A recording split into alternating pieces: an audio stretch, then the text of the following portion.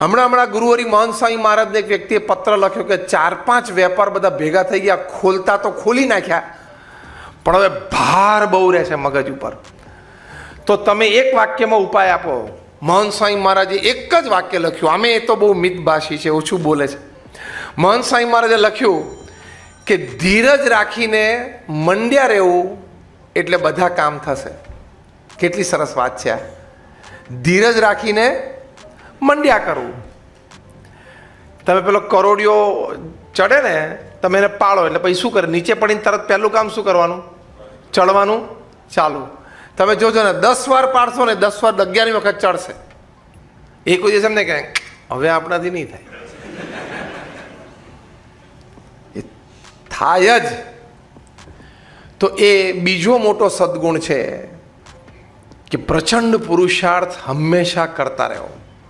એક બહુ જ મોટા સંગીતકાર હતા, બીથોવન નામ હતું. એ 2 હાથે પિયાનો વગાડતા હતા. પહેલી વ્યક્તિ જે 2 હાથે વગાડતી હતી. ન્યુયોર્કમાં ત્યાં એમની લાઈવ કોન્સર્ટ હતી. RCMHમાં, રેડિયો સિટી મ્યુઝિક હોલ, દુનિયાની સૌથી પ્રતિષ્ઠિત વેન્યુ કહેવાય. 6 માળની ગેલેરી છે. ઓડિયન્સની સામે, સ્ટેજની સામે 6 માળ છે. તમે અહીંયા દાદરમાં અમારા મંદિરે પાછળ યોગી સભાગૃહમાં આવ્યો ને તો એ 3 લેયરનો કહેવાય. આ 6 લેયરનો છે.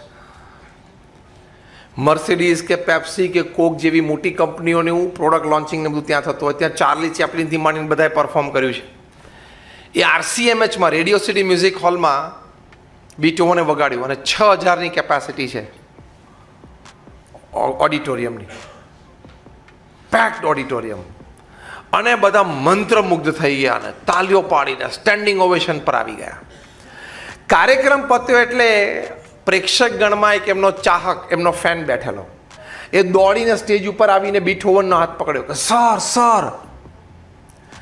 બીથોવન કે શું? કે સર હું પણ પિયાનો વગાડું છું. બહુ સારી વાત કહેવાય. પેલો કે સર પણ મારી ઈચ્છા છે કે મારે તમારા જેવું વગાડવું છે.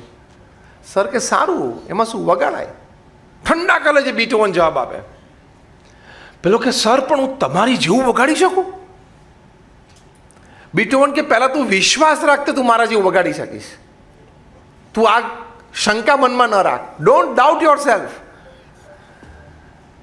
તો કે સર પણ તમારે જેવું વગાડું? તો કે વગાડી શકે. તો કે સર એક ટીપ આપો ને, એટલે કે એક માર્ગદર્શન આપો ને, કે તમારે જેવું મારે વગાડવું હોય તો. એ પણ અહીંયા ન્યુયોર્કમાં, એ પણ RCMHમાં, એ પણ લાઈવ પરફોર્મન્સમાં, લાઈવ કોન્સર્ટમાં. Sir give me a tip, એક ટીપ આપો. બીટોવન કે ટીપ બહુ સિમ્પલ છે. તો કે સર કોને? બીટોવન કે 18 કલાક રોજના 40 વર્ષ, 41મા વર્ષે વગાડીશ. મારા જેવું વગાડવું હોય, સિમ્પલ. રોજના 18 કલાક વગાડવાનું 40 વર્ષ સુધી, એટલે 41મા વર્ષે તું મારી જેવું વગાડીશ.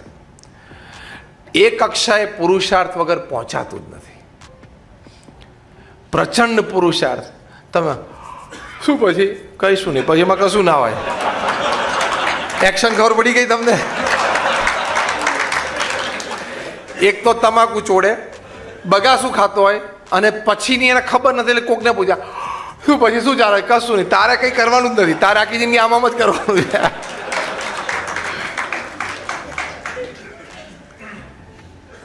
એટલે આ વિચાર રાખવાનો. સચિન તેંડુલકર આટલા મહાન જન્મજાત ક્રિકેટર કહેવાય, ગોડ ગિફ્ટેડ બેટ્સમેન, કે જેને ભગવાને સ્પેશિયલ કેસમાં પૃથ્વી પર મોકલ્યા ને અમુક માણસોને, એમાંના એક માણસ આ કહેવાય કે બેટ લઈને જન્મ્યા, એવું કહેવાય. God of cricket.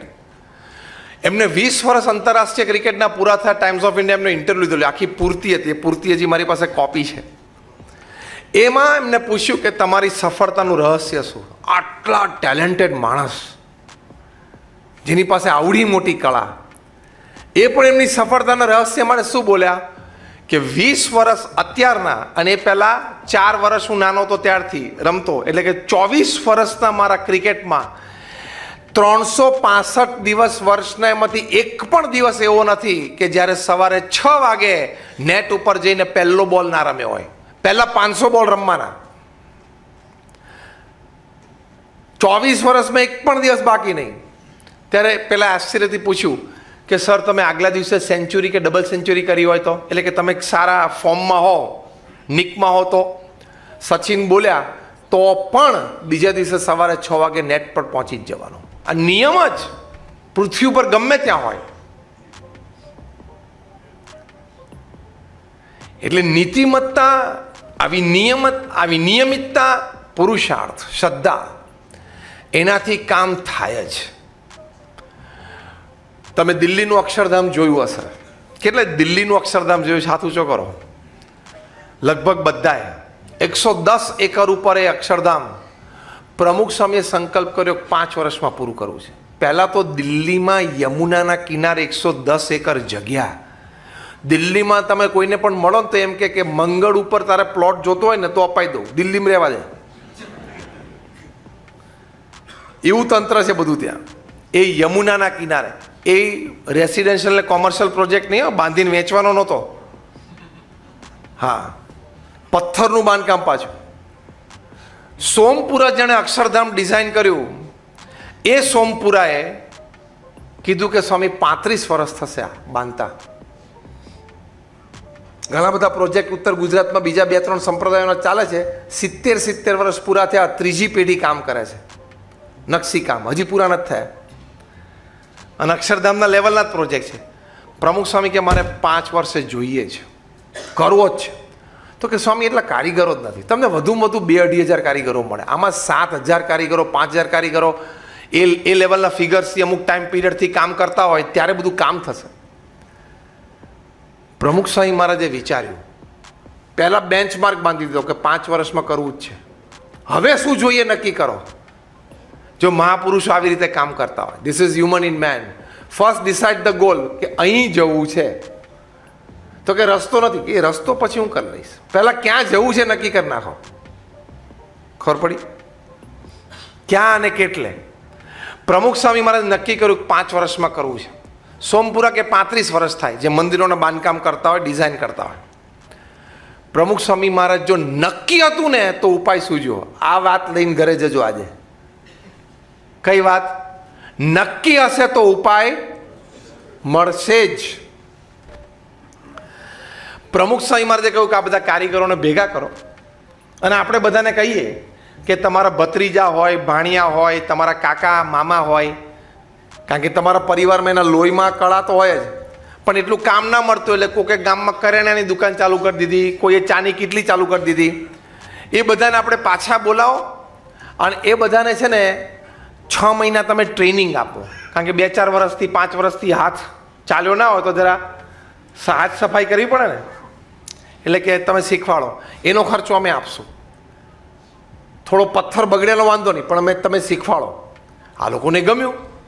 અને પછી પ્રમુખ સાહેબે કીધું અમારે ઘણા બધા પ્રોજેક્ટ આગળ આવશે, તમે ચિંતા ના કરતા. એટલે ફૂલ એમ્પ્લોયમેન્ટ એની કળા પ્રમાણે જ મળશે.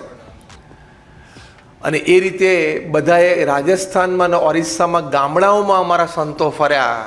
આ બધા કારીગરોના સગાવાલાને ભેગા કર્યા, એ લોકોને સમજાવ્યા, એ લોકો પાછા આવ્યા, પ્રેક્ટિસ કરી, અને એ રીતે કારીગરો ઊભા થયા. 4 થી 5 હજાર કારીગરો. પ્રમુખ સ્વામી નક્કી કરેલું એ પ્રમાણે અક્ષરધામ 5 વર્ષમાં એમણે પૂરું કર્યું. એટલે હ્યુમન ઇન મેનમાં આ પણ એક મુદ્દો સમજવાનો, નક્કી કરવું અને નક્કી કર્યા પછી રસ્તો સૂજે જ, અને એ પ્રમાણે કામ થાય જ. એ પ્રમાણે થવું જ જોઈએ. અને એક માણસ નક્કી કરે અને નીતિમત્તા અને પ્રામાણિકતાથી મંડે તો કઈ કક્ષા સુધી કામ થઈ શકે છે એ આપણે જોઈએ છે કે નહીં? અત્યારે આપણે બધા જોઈએ છે ને દેશમાં કે એક માણસ નક્કી કરે, નીતિમત્તા અને પ્રામાણિકતા રાખે, વ્યવહાર છે અને નિર્ણયો છે એટલે એમાં તો થોડી પ્લસ માઇનસ રહેવાના, પણ માણસની દાનત, માણસની રાષ્ટ્રભક્તિ, એમાં કોઈ શંકા નહીં. તો આપણે એક નાનું પડીકું વેચવાનું હોય, એમાં કોઈક વખત થાપ ખાઈ જઈએ છે, થાય. તો આ તો આટલો મોટો વહીવટ છે, કેવડો મોટો વહીવટ. આપણે જેટલા બેઠા છીએ ને આપણે બધાનો વહીવટ વ્યવહાર ભેગો કરીએ ને એટલે એમના છાંટામાંય ના આવે. સમજો છો ને શું વાત કરું છું? કેટલું બધું મગજમાં ચાલતું હોય એક સાથે. પણ જો એ વ્યક્તિની નીતિમત્તા અને પ્રામાણિકતા છે, મતિ સાચી છે, તો પરિણામો જોવા મળે છે કે નહીં? ટ્રાન્સફોર્મેશન જોવા મળે છે કે નહીં? હા કે ના? તો એ લેવલ પર છે, આ લેવલ પર પણ થઈ શકે. પ્રમુખ સ્વામી મહારાજ 5 ધોરણ ભણેલા, આ કામ કરી શકે?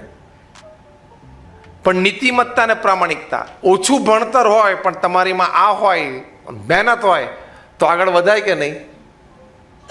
આખો પરિવાર સાક્ષી છે કે નહીં?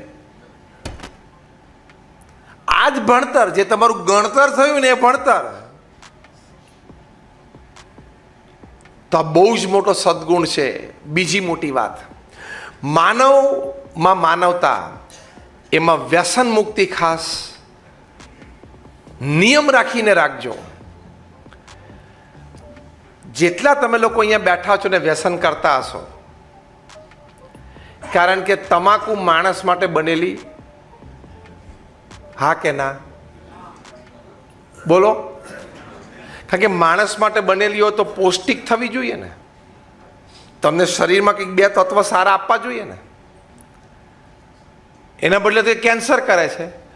ભારતમાં રોજ, આપણા દેશની વાત કરું છું, ભારતમાં રોજ 2000 લોકો ટબેકો રિલેટેડ કેન્સરથી મરે છે. એટલે જે કેન્સર તમાકુથી થાય, એ દર કલાકના 82 જણા. આપણે આ પ્રવચનની શરૂઆત કરી લગભગ 40 મિનિટ થઈ. આપણે હવે 10 મિનિટમાં આ પ્રવચન પૂરું કરશું. 40 મિનિટ થઈ, લગભગ 60 થી 65 વ્યક્તિઓ કેન્સરથી મૃત્યુ પામ્યા છેલ્લી 40 મિનિટમાં. ખાલી ભારતની જ વાત કરું છું, આ સ્ટેટિસ્ટિક્સ છે. તમે એવા પણ જોયા હશે કે 50 વર્ષથી તમાકુ ખાતા હોય, રોજ 10, 15, 25, તો એને કાંઈ ના થાય, તમારી સામે એમને ફરતો હોય, અને સામે 2-4 પડીકી ખાય અને 2-5 વર્ષમાં લાગી પણ જાય કેન્સર. હવે આ રેન્જમાં તમે ક્યાં છો, કઈ રીતે ખબર પડશે? તમે કે એમ વાત ના લે કે મારા બાજુમાં પેલા કાકા છે ને, 80 વર્ષના થયા, અને એ મને એક દાડો વાત કરતા હતા કે હું તો 7 વર્ષનો હતો ને, ખેતરે જતો હતો ને, ત્યારથી બીડી પીતો હતો, તો 80 વર્ષ થયા કાંઈ નથી થયું, તો આપણને કાંઈ ના થાય. એવું ના હોય, એવું ના હોય. મુકેશ અંબાણીની પાર્ટી તમે જોતો કે આને કંઈ નથી થતું, તો આપણે આવી પાર્ટી કરીએ. તું રહેવા દે, પતી જઈશ એમને એમ. મુકેશ અંબાણી રોજના 10 લાખ રૂપિયા વાપરે ને એને કોઈ જ ફેર ના પડે. અહીં જૂના દરિયા કિનારે જઈ અને તમે પેલી 10,000 લીટરની પાણીની ટેન્કરો 20-25 દરિયામાંથી ભરી લો, તે દરિયામાં કેટલું પાણી ઓછું થાય? કોકને તમે દરિયો પહેલાં દેખાડો, જો કેવું આમ પાણી, તો કે આ બહુ પાણી છે, પછી એને મોકલી દો 2-5 કલાક, અને અહીંયા 25 ટેન્કરો ભર દો, 10,000 લીટરની મોટી આવે છે ને, પછી પાછો એને બોલાવો કે જો તો કે ઓછું વધતું થયું. એવું આમને છે, એને રોજના 10 લાખ રૂપિયા વાપરે, કોઈ ફેર નથી પડતો. અને તને એમ થાય કે હવે એ માણા છે, આપણે માણા છે, એને હાથ પગ આપણે કરીએ છીએ. તું ભૂલથી એનું 10% ચાલુ કર ને, એટલે તારે 10મા દિવસે બાંદ્રા રેલવે સ્ટેશન ઉપર પ્લેટફોર્મ નંબર 1 ઉપર એલ્યુમિનિયમનો વાટકો લઈને બેવાનો વારો આવે.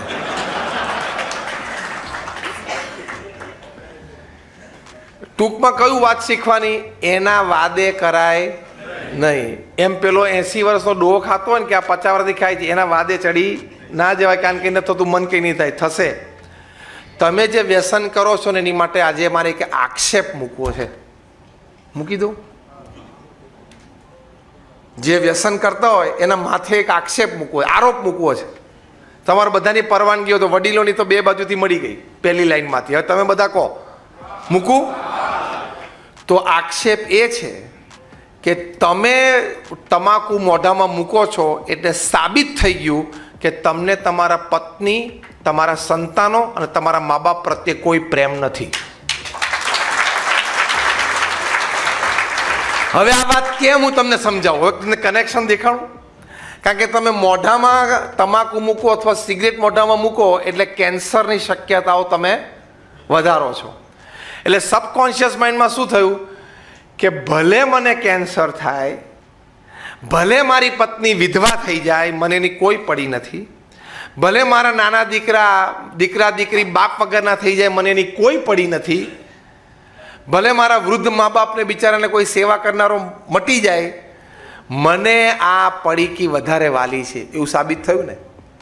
એટલે હવે તમે જે તમાકુ ખાતા હોય કે સિગરેટ પીતા હોય, હું તમને મોઢે કહું છું કે તમને તમારા પત્ની માટે પ્રેમ નથી, તમારી પત્ની વિધવા થઈ જાય એ તમને કોઈ પડી નથી. હવે મારું આ સ્ટેટમેન્ટ ખોટું હોય તો મને કહો. ઘનશ્યામભાઈ વાત બરોબર થઈ? રાહુલ, ધીરુભાઈ, બરોબર થઈ ને? આમ ઝાટકો લાગે એવી વાત છે, છાતીમાં વાગી. તમે તમાકુને અડ્યા એટલે તમારી પત્ની વિધવા થઈ જાય નહીં, તમને કોઈ પડી નથી. હવે ખાલી તમે કલ્પના કરો કે તમે જતા રહ્યા કેન્સરથી, પાછળથી તમારા પત્ની, નાના સંતાનો, તમારા કંઈ ભાઈ બહેન અથવા વૃદ્ધ માતા પિતા, એને જીવન પૂરું કરવાનું, તમારા પત્નીને વિધવા તરીકે છોકરા મોટા કરવાના, એને ભણાવવાના, એ તો આખું પરિવારમાં આ ઉપાધિમાં આવી જાય ને.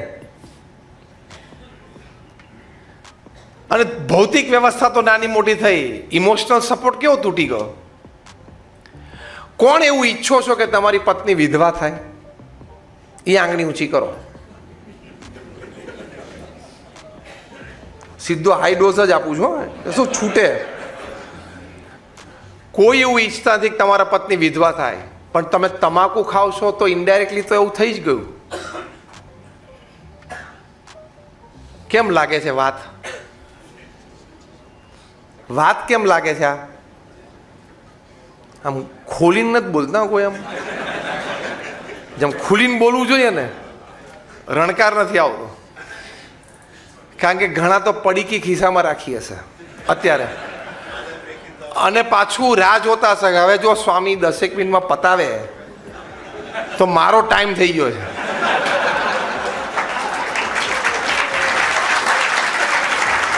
હવે આ કોક આ સ્વામીને સમજાવો કે વહેલું પતાવે તો શું મારે ટાઈમ, કારણ કે હું અહીંયા 45 મિનિટથી બેઠો છું, કલાકથી, અને કલાકથી કંઈ ગયું નથી. અડધા તો અહીંયા બેઠા છે ને કોકના મોઢામાં છે. જો અમે તો તમારા સારા માટે વાત કરીએ છીએ, અમને કોઈ જ સ્વાર્થ નથી, તમારી પાસેથી રૂપિયાનો સ્વાર્થ નથી. અમે બહુ જ મોટી સંસ્થામાંથી આવીએ છીએ, અમને તમારી પાસેથી બીજો કોઈ સ્વાર્થ નથી. આજે આ વાત થઈ તો લાગણીથી તમને વાત કરીએ છીએ. અમારે કંઈ બૈરા છોકરા નથી, પરિવાર નથી, કામ ધંધો, નોકરી ધંધો, વ્યવહાર કશો જ નથી. પણ ભગવાનને સંભાળીને પ્રમુખ સ્વામી મહારાજના હૃદયમાં જે વાત હતી, પ્રમુખ સ્વામી મહારાજના હૃદયમાં જે વ્યસન મુક્તિની વાત કરી, એ પ્રમુખ સ્વામી મહારાજને એમના શતાબ્દી મહોત્સવ સંભાળીને તમને વાત કરીએ છીએ. આજે અહીંયા આવ્યા છો તો છોડી દેજો, હિંમત રાખજો. આખું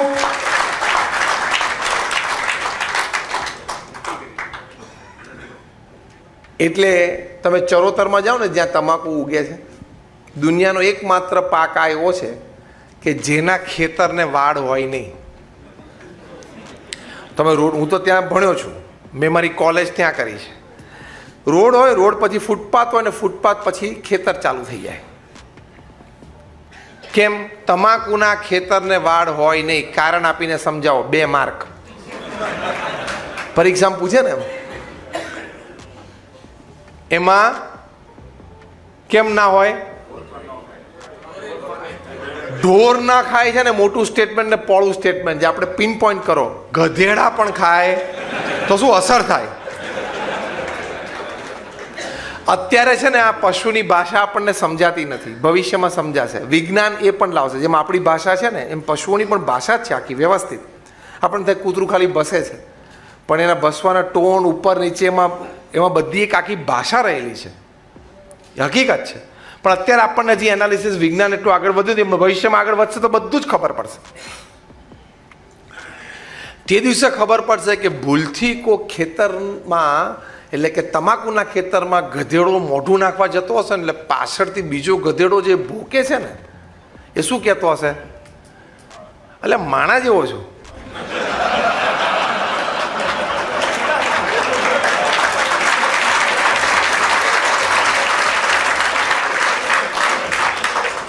જેમ આપણે ગુસ્સે થઈએ નહીં, ઘણી વખત આમ ગુસ્સામાં આવી ગયા, કોઈ આમ ખોટું કરી નાખ્યું તો આપણે ત્યાં બોલીને જ જોતું, ઓલા ગધેડા જેવું છું, અમને જ બોલી કાઢતા આપણે.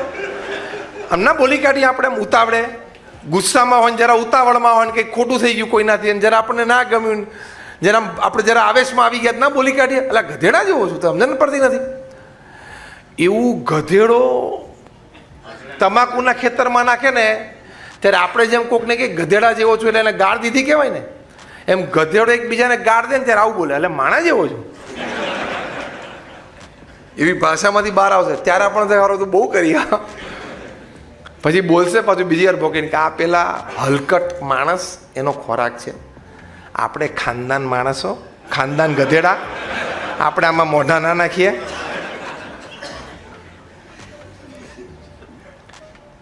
એટલે આ બે વાત સમજીને, બે વાત વ્યસન મુક્તિમાં યાદ રાખજો કે આપણે ગધેડા કરતાં ઉતરતા થવું નથી, અને બીજું આપણી પત્નીને વિધવા કરવી નથી.